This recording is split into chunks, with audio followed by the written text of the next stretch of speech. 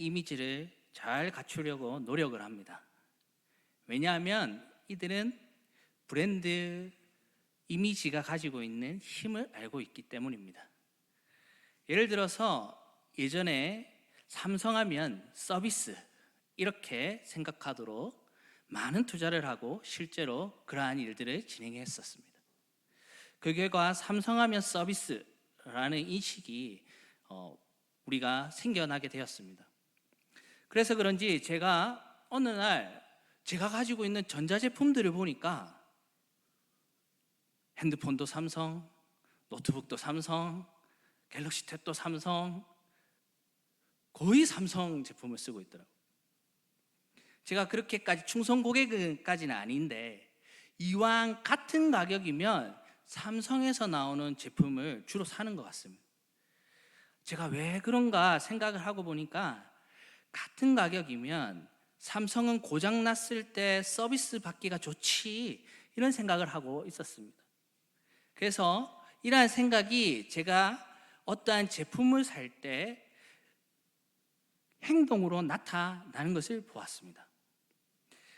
다시 말해서 우리는 어떤 것에 어떠한 생각을 품고 있는지가 우리의 행동에 대하여 많은 영향을 미치고 결정을 하더라라는 겁니다.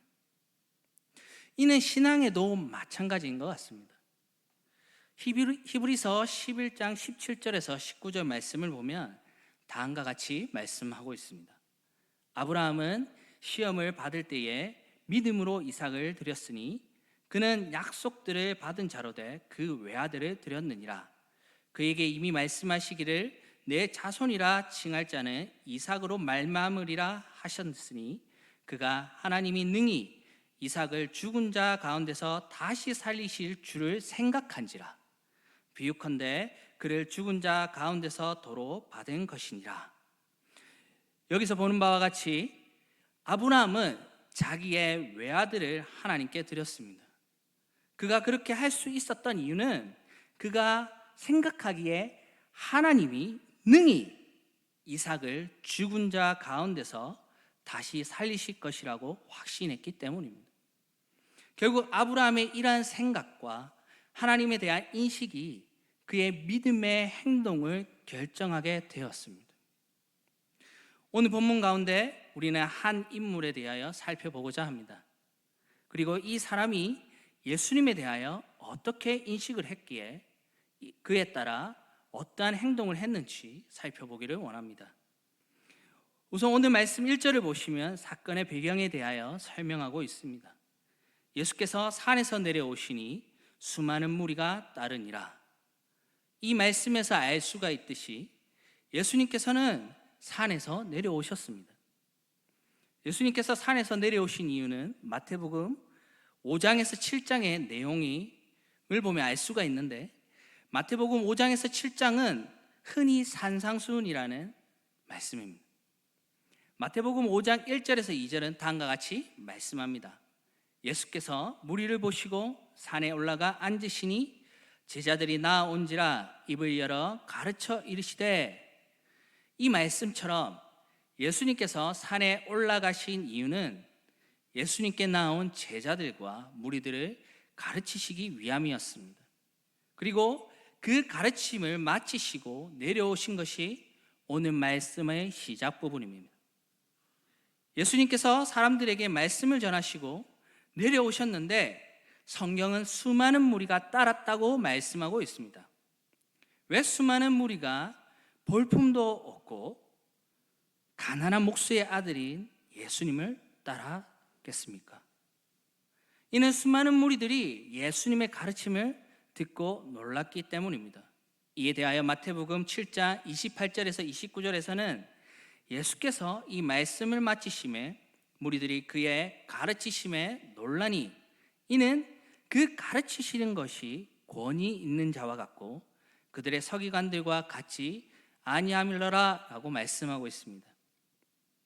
이처럼 많은 사람들이 예수님의 권위 있는 말씀에 놀라고 감명을 받아 따르고 있었습니다.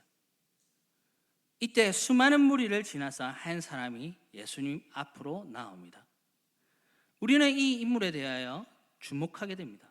왜냐하면 첫째로는 마태복음의 구조상 변하는 지점에서 처음 나타난 인물이기 때문입니다. 마태복음은 예수님의 탄생, 예수님의 공생의 준비, 예수님의 가르침으로 대변되는 산상수훈, 그 다음에 예수님의 치료와 이적으로 그 내용을 진행함으로써 예수님께서 구약에 예언된 그 메시아다라는 것을 입증하고 있습니다. 오늘 말씀은 그 산상수훈이 끝나고 예수님의 치료와 이적으로 대변되는 그 사역이 전환되는 부분입니다. 그리고 그 처음을 시작하는 사건과 인물로서 등장하고 있기 때문에 이 마태복음을 읽는 우리로서는 당연히 더욱 주목할 수밖에 없다라는 겁니다. 또한 예수님을 따르던 수많은 무리들도 이 사람을 주목할 수밖에 없었습니다. 왜냐하면 이 사람은 그냥 보통 사람이 아니라 특정 질병에 걸린 사람이었기 때문입니다. 그 질병은 바로 나병이었습니다. 예수님을 둘러싼 수많은 무리들이 이 나병 환자를 주목하게 되는 것은 유대인들이 나병 환자에 대해 다음과 같은 생각을 가지고 있기 때문입니다. 유대인들은 기본적으로 각종 피부 질환을 가진 사람들에 대해서 모두 부정한 자로 규정하였습니다. 그런데 부정이란 깨끗하거나 정결치 못한 것을 가리키는 말로서 하나님이 혐오스러워하고 증오할 만한 것을 가리키는 거예요. 특별히 종교의식상 더럽고 불결하다고 여기는 행위나 사물을 가리킵니다. 그래서 부정하면 하나님께 드리는 예배나 제사에 참석하지 못하도록 하였습니다. 다시 말해서 이 나병은 그 피부 질환 중에 엄격히 따져서 그 다른 여타 질병보다 그것에 대해서 계속 보고 관찰하고 또 관찰하고 또 관찰해서 이것에 대하여 나병이다 라고 진단하는 병입니다. 오늘 이 나병 환자는 그 유대인들의 기준에서 부정한 자였습니다. 이런 자들은 보통 성 밖으로 내쫓아서 격리하는 정책을 취했습니다. 또한 종교적으로는 하나님으로부터 버림받은 죄인으로 규정하였습니다. 특히나 레위기 13장과 14장에 보면 나병 환자에 걸린 것으로 간주되는 자들은 머리를 풀어 헤치고 옷을 찢은 채로 거리를 다니며 나는 부정하다, 나는 부정하다 라고 외치면서 다녀야 했습니다. 또한 허락 없이 성 안으로 들어갔다가는 돌에 맞아 죽기까지 하였습니다. 이런 모든 상황과 사람들의 시선 속에서 나병 환자는 예수님께 나아왔습니다. 그런데 문제는 나병 환자가 예수님께 나아왔을 때 어떤 상황이냐라는 겁니다. 만약에 밤에 아무도 보지 않을 때 남몰래 예수님을 찾아왔다면 아무 문제가 없었을 것입니다. 하지만 오늘 말씀 1절에서는 예수님께서 산에서 내려오시고 난 후 예수님의 말씀에 놀라고 감명받은 수많은 무리가 따르고 있다라고 말씀하고 있습니다. 예수님은 현재 수많은 무리 사이에 있습니다. 마치 오늘날 슈퍼스타들이 많은 사람들에게 둘러싸인 것처럼 예수님은 그 사람들에게 그 무리 중에 계셨습니다. 그렇다면 나병 환자가 예수님께 나오기 위해서는 여러분 어떻게 해야 하겠습니까? 수많은 사람들에게 예수님께서 둘러싸여 있기 때문에 예수님께 나오려면 그 수많은 사람들을 해치고 나와야 된다는 겁니다. 여러분 생각해 보시기 바랍니다. 사람들이 부정하게 여기는 나병 환자가 수많은 사람들 사이에 해치고 나온다? 여러분 자칫 잘못하면 돌에 맞아 죽을 수 있는 상황입니다. 나병 환자가 예수님께 나오려면 그냥 기분 내켜서 나온 이런 정도가 아니라 자신이 목숨을 잃을 것을 각오하고 나와야 했다라는 겁니다. 그렇다면 무엇이 나병 환자로 하여금 그 목숨까지 잃기를 각오하고 예수님께 나아오게 했을까요? 오늘 말씀 2절을 보시면 다음과 같이 말씀하고 있습니다. 한 나병 환자가 나와 절하며 이르되 주여 원하시면 저를 깨끗하게 하실 수 있나이다 하거늘. 나병 환자가 예수님께 나와 처음 했던 행동은 무엇이냐면 바로 예수님께 절을 하였다라는 겁니다. 여기서 절이란 무릎을 꿇는 행위로서 예배 드리는 모습을 표현하거나 최대한의 경외를 표하는 행동이었습니다. 다시 말해서 나병 환자는 예수님께 나와 자신이 표현할 수 있는 최대한의 경외와 경매를 예수님께 올려드렸습니다. 그 다음에 나병 환자는 예수님에 대하여 주여라고 표현했습니다. 일반적으로 주여라고 부르면 소유주나 주인이라는 의미 혹은 존경하는 의미로 사용할 수 있습니다. 그러나 여기에서 나병 환자가 사용한 이 주여라는 말은 종교적인 의미입니다. 유대인들에게 주라는 표현은 그 옛날 애굽에서 모세를 통하여 자신들을 건져내신 그 여호와 하나님을 표현할 때 사용하는 호칭입니다. 나병 환자는 예수님을 그들 조상의 하나님, 그리고 그 조상의 하나님께서 약속하신 메시아로 부르고 있다라는 겁니다. 그뿐 아니라 그가 이렇게 외쳤습니다. 원하시면 저를 깨끗하게 하실 수 있나이다. 이 말은 굉장한 말입니다. 왜냐하면 우리 중에 우리가 원한다고 해서 나병 환자를 깨끗하게 해줄 수 있는 사람은 단 한 명도 없기 때문입니다. 제가 최근에 굉장히 마음 아팠던 순간이 있었습니다. 저의 큰딸이 2주째 기침을 계속하고 있습니다. 병원에 가니까 처음에는 별것 아니라고 그냥 기침 멈추는 약 그것들을 지어줬습니다. 그런데 아무리 약을 먹여도 점점 더 기침이 심해지고 급기야 나중에는 밤마다 토를 하는 겁니다. 밤에 얼마나 매일 밤마다 토를 하는데 얼마나 많은 고생을 했는지 모릅니다. 그래서 나중에 병원에 가보니까 폐렴이라고 그렇게 얘기를 했습니다. 근데 정말 가슴 아팠던 건 뭐냐면 아이가 계속 심하게 기침을 하고 토를 하면서 아빠 나 기침하는 거 너무 괴로워, 아빠 나 너무 힘들어 이렇게 이야기하는데 제가 해줄 수 있는 게 아무것도 없더라는 겁니다. 이미 약도 먹였고 의사가 처방해 준 걸 다 했는데 계속해서 기침하는 그 아이를 보면서 제가 할 수 있는 것이 아무것도 없었습니다. 여러분, 원하면 뭐든지 할 수 있다라는 것은 정말 대단한 일입니다. 우리는 원하면 뭐든지 할 수 없습니다, 여러분. 날씨를 우리가 원하는 대로 할 수 있습니까? 언제 태어나고 언제 죽을지를 선택할 수 있는 사람이 있습니까? 자녀의 성별도 우리 마음대로 택할 수 있습니까? 그리고 자식을 내가 원하는 대로 만들 수 있습니까? 아무도 없다라는 거죠. 우리는 우리 마음대로 살 수 있는 것 같지만 사실 우리의 인생을 살아가다 보면 알게 됩니다.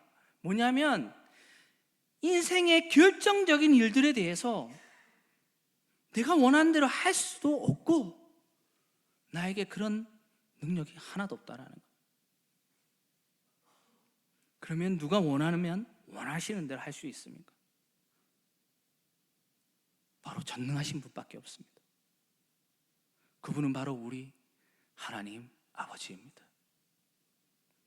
오늘 말씀에서 나병 환자는 예수님에 대하여 원하면 원하는 대로 하실 수 있는 분으로 표현하고 있습니다. 나병 환자는 수많은 무리들을 해치고 예수님께 나와 경배하고 주라고 외쳤습니다. 그리고 원하면 원하시는 대로 하실 수 있는 하나님이라고 선포했습니다. 나병 환자는 예수님을 그렇게 인식했기 때문에 자신의 목숨을 잃을 것을 각오하고 예수님께 나와 엎드려 경배하였습니다. 우리는 어떻습니까? 예수님은 하나님으로, 우리의 구원자로, 메시아로 여러분 인정하십니까? 이것은 대단히 중요한 일입니다. 우리가 예수님을 어떤 분으로 여기고 생각하며 인정하는지가 우리의 신앙생활을 결정하기 때문입니다. 예수님을 종으로 여기는 사람은 예수님을 이용해 먹으려고 합니다. 자기가 복받는 수단으로 예수님을 활용합니다. 이용합니다. 이런 사람들은 결정적인 순간에 예수님을 부인하거나 예수님을 떠나갑니다. 요한복음 6장 66절에 보시면 그때부터 그의 제자 중에서 많은 사람이 떠나가고 다시 그와 함께 다니지 아니하더라 라고 말씀합니다. 예수님을 따르던 수많은 사람들, 감명받았던 수많은 사람들이 예수님을 따라다녔지만 예수님께서 계속해서 말씀하시는 것이 자기들하고 맞지 않자 나중에는 떠났습니다. 그들은 예수님을 인정하지 않았습니다. 왜냐하면 자기가 원하는 대로 예수님께서 행동하시지 않았기 때문에. 하지만 남은 12제자들은 달랐습니다. 그들은 이렇게 고백합니다. 예수께서 12제자에게 이르시되 너희도 가려느냐? 시몬 베드로가 대답하되 주여 영생의 말씀이 주께 있사오니 우리가 누구에게로 가오리까? 우리가 주는 하나님의 거룩하신 자이신 줄 믿고 알았사옵나이다. 그리고 그들은 나중에 하나같이 순교하였습니다. 이처럼 예수님의 주인으로 여기는 자는 예수님의 뜻에 복종하기 위하여 자신을 드립니다. 예수님을 위하여 인내하고 자신의 것을 기꺼이 내어놓으며 심지어 자신의 목숨까지 주님의 발 앞에 내어놓습니다. 사랑하는 성도 여러분, 예수님을 누구로 고백하십니까? 진실로 바라옵기로는 나병 환자처럼 예수님이 우리의 메시아로, 우리의 참된 목자로, 우리의 하나님으로 인정하며 그에 따라 우리의 신앙생활을 하시길 주님의 이름으로 축원합니다. 계속해서 살펴볼 것은 이렇게 목숨을 걸고 예수님을 따르는 자에게 주님은 어떻게 해 주시느냐라는 겁니다. 마태복음 8장 3절에서는 다음과 같이 말씀합니다. 예수께서 손을 내밀어 그에게 대시며 이르시되 내가 원하노니 깨끗함을 받으라 하시니 즉시 그의 나병이 깨끗하여 진지라. 놀랍게도 예수님께서는 먼저 나병 환자의 몸에 손을 대셨습니다. 당연하게도 나병 환자에게 손을 대는 일은 유대인들이 모두 부정하게 여기는 일입니다. 사실 예수님은 말 한마디면 모든 질병은 낫게 하실 수 있습니다. 예수님께서는 하나님이시기에 만물이 그의 말 한마디에 복종을 합니다. 하나님이 말씀으로 세상을 창조하신 분이시기에 말씀만 하시면 능히 나병 환자를 깨끗하게 하실 수 있습니다. 그럼에도 불구하고 예수님께서는 그에게 손을 내밀어 그에게 손을 대셨습니다. 그런데 이 대시며라는 표현이 좀 놀라게 되는 것은 뭐냐면요, 손 같은 것을 대다라는 뜻도 있지만 한 가지 더 의미가 있는데 뭐냐면 껴안다라는 의미입니다. 예수님께서는 어쩌면 손을 내밀어 그에게 손을 대신 것뿐만 아니라 안아주셨을 수도 있습니다. 그냥 제가 개인적으로 생각하기로는 저는 100% 주님께서 안아주셨다라고 생각합니다. 왜 그렇게 하셨을까요? 왜 예수님은 모든 사람이 부정하게 여기는 나병 환자에게 손을 대실 뿐만 아니라 안아주셨을까요? 이는 나병 환자의 고백, 그것을 주님께서 들으셨기 때문입니다.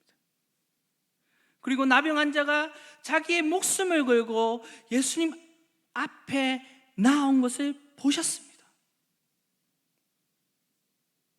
예수님은 모든 사람이 부정하게 여기고 거부한 나병 환자를 받아주셨습니다. 그리고 그 사람을 사랑해 주셨습니다. 그렇기에 손을 대셨을 뿐만 아니라 안아주셨습니다. 그리고 예수님께서는 이렇게 안아주시면서 다음과 같이 말씀하셨습니다. 내가 원하노니 깨끗함을 받으라. 성경은 예수님께서 이렇게 말씀하시자 그의 나병이 즉시 깨끗해졌다라고 말씀하고 있습니다. 바로 그의 질병이 해결된 것입니다. 이런 나병 환자로 살아온 그의 삶의 근본적인 문제를 주님께서 해결해 주신 것입니다. 또한 4절에서는 다음과 같이 말씀하십니다. 예수께서 이르시되 상가 아무에게도 이르지 말고 다만 가서 제사장에게 내 몸을 보이고 모세가 명한 예물을 드려 그들에게 입증하라 하시니라. 여기서 예수님은 제사장에게 내 몸을 보이고 모세가 명한 예물을 드려 그들에게 입증하라라고 말씀하셨습니다.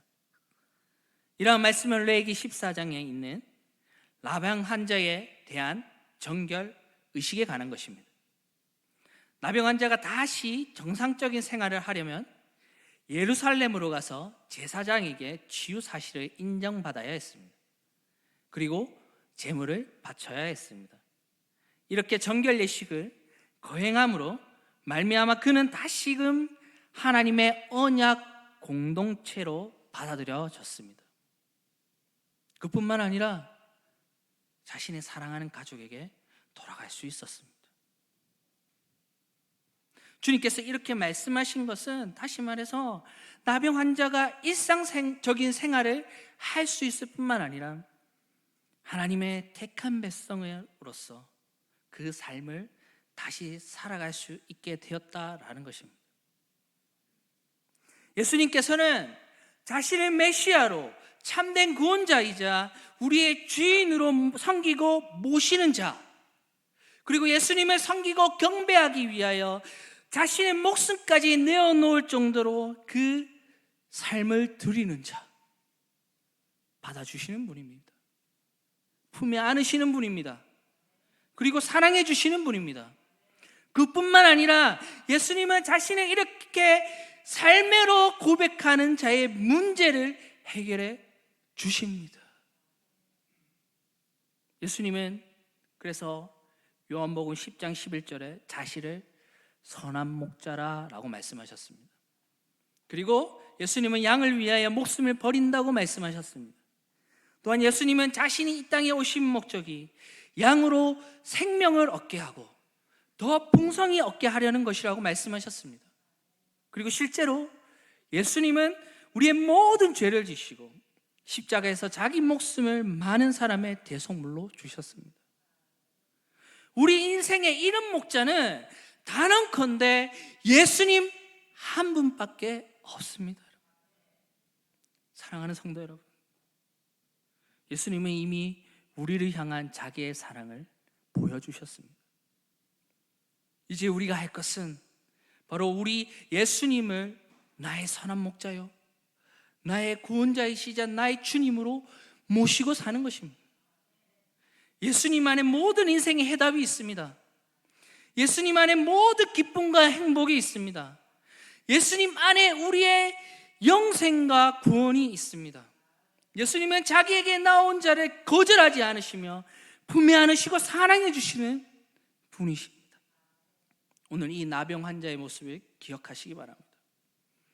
우리도 우리의 목숨을 내어놓고 예수님을 향해 나아가야 하겠습니다.